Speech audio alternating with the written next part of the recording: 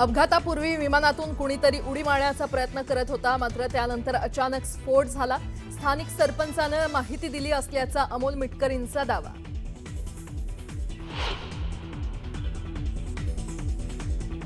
शपथविधीवर मला भाष्य करायचं नाहीये, तर शपथविधी झाला, संधी दिली, आनंद आहे। सुनेत्रा पवारांच्या शपथविधीवर शरद पवारांची सूचक प्रतिक्रिया। विलीनीकरणावर बोलण्याचा फडणवीसांना अधिकार नाही, शरद पवारांचा पुन्हा एकदा मुख्यमंत्र्यांवर निशाणा। तर अजितदादा आणि जयंत पाटलांमध्ये चर्चा होती, शरद पवारांची माहिती।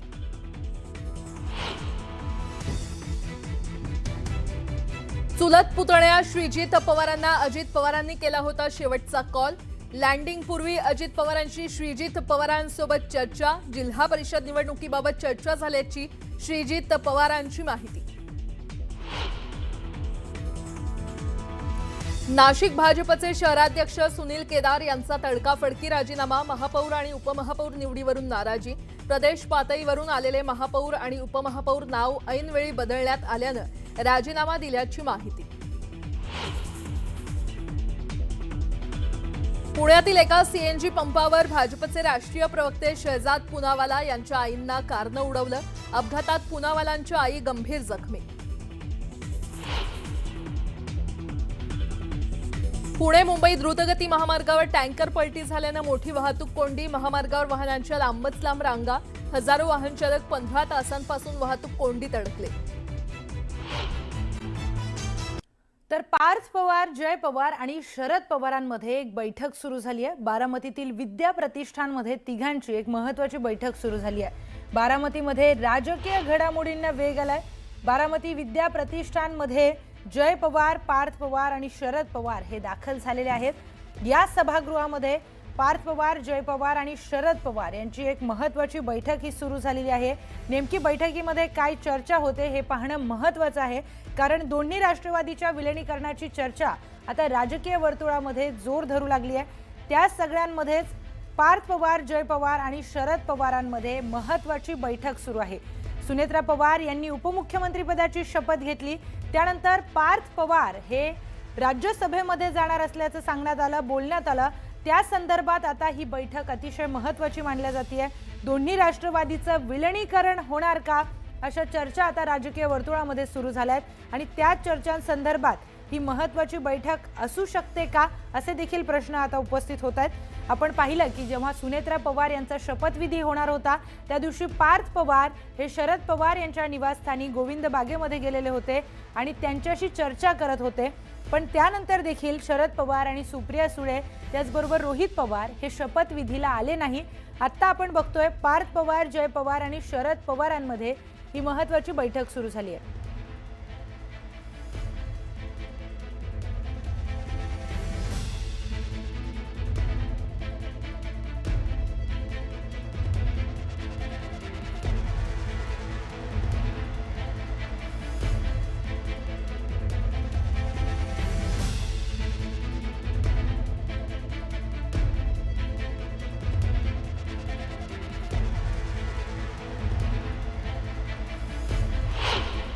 तर ही महत्त्वाची बैठक सुरू झाली। आपण बोलूयात आपले प्रतिनिधी जितेंद्र जाधव यांच्याशी।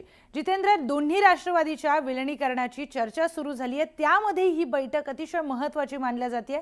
काय घडामोडी बारामतीमध्ये आज घडतायत?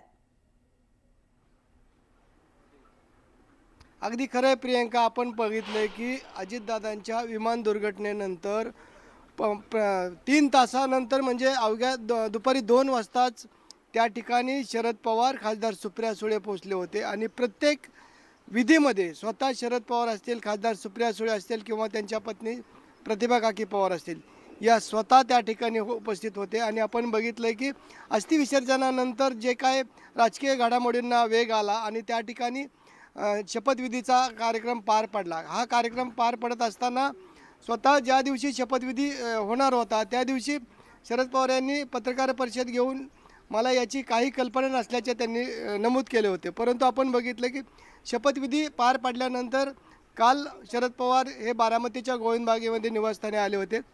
आज सकाळी त्यांनी पत्रकार परिषद घेतलेली आहे आणि जे काय राजकीय घडामोडी घडत आहेत, विलीनीकरणाचा मुद्दा समोर येत आहेत की दोन्ही बाजूनी आरोप प्रत्यारोप केले जात आहेत. आणि असं असताना शरद पवार यांनी स्पष्टीकरण दिलेलं आहे की जर अजित पवार आणि जयंत पाटील आणि शशिकांत शिंदे यांच्यामध्ये जर बैठका होत असतील, चर्चा होत असतील, तर याची कल्पना मुख्यमंत्री देवेंद्र फडणवीस यांना कशी असेल? त्यांनी यामध्ये हस्तक्षेप करण्याचा मुद्दाच नाही आहे. आणि मग असं असताना त्या शपथविधी घेतल्यानंतर आपण त्यांना विचारलं की आपण जर सुनेत्रा पवार आपल्याला आशीर्वाद घेण्यासाठी आलं तर आपण स्वागत करणार का? तर त्यांनी खुशीने मी सुनेत्रा पवारचं स्वागत करेन असं देखील त्यांनी आवर्जून सांगितलं. आणि अवघ्या एक 15 ते 20 मिनिटांमध्ये जे विद्याप्रतिष्ठानचे अध्यक्ष म्हणून आहेत शरद पवार, याच विद्याप्रतिष्ठानच्या सेंट्रल बिल्डिंग ऑफिसच्या ठिकाणी पार्थ पवार आणि जय पवार उपस्थित होते. आणि अजित पवार यांची रिक्त झालेल्या जागेवर आता पार्थ पवार किंवा जय पवार यांची विश्वस्त म्हणून वर्णी लागणार का? आणि साधारणतः आपण बघतोय की 40 मिनिटं झाली ही बैठक सुरू आहे. राजकीय घडामोडींना वेग येतोय. आणि हे सगळं होत असताना आता राज्यावर सुनेत्रा पवार यांची उपमुख्यमंत्रीपदी निवड झालेली आहे, पुण्याच्या पालकमंत्रीपदी निवड झालेली आहे, बीडच्या पालकमंत्रीपदी निवड झालेली आहे. आणि जी जागा राज्यसभेची मोकळी झालेली आहे, यामध्ये पार्थ पवारला त्या ठिकाणी संधी द्यायची का जय पवारला संधी द्यायची, यामध्ये देखील गांभीर्याने शरद पवार त्या ठिकाणी पार्थ पवारला मार्गदर्शन करतील. आणि एकंदरीत आपण बघतोय की शरद पवारांनी प्रेसमध्ये सांगितलं की अजितदादांचं स्मारक च्या संदर्भात त्यांनी स्पष्टीकरण दिलं. आपण पाहिलं की या बैठकीमध्ये सर्व बारामतीचा आराखडा तयार करण्यात आलेला आहे. वेगवेगळ्या ठिकाणी मोठमोठ्या गार्डन केलेले आहेत. आणि अजितदादांचं स्मारक कुठल्या ठिकाणी करायचं याची देखील माहिती घेतली जाणार आहे. आणि विद्याप्रतिष्ठान या ठिकाणी भव्य असं त्यांचं स्मारक व्हावं अशी प्राध्यापक असतील, विश्वस्त असतील यांची देखील मागणी आहे. आणि याचा देखील विचार या बैठकीमध्ये केला जाणार आहे. साधारणतः आपण बघतो की 40 मिनिटं या बैठकीला झाले.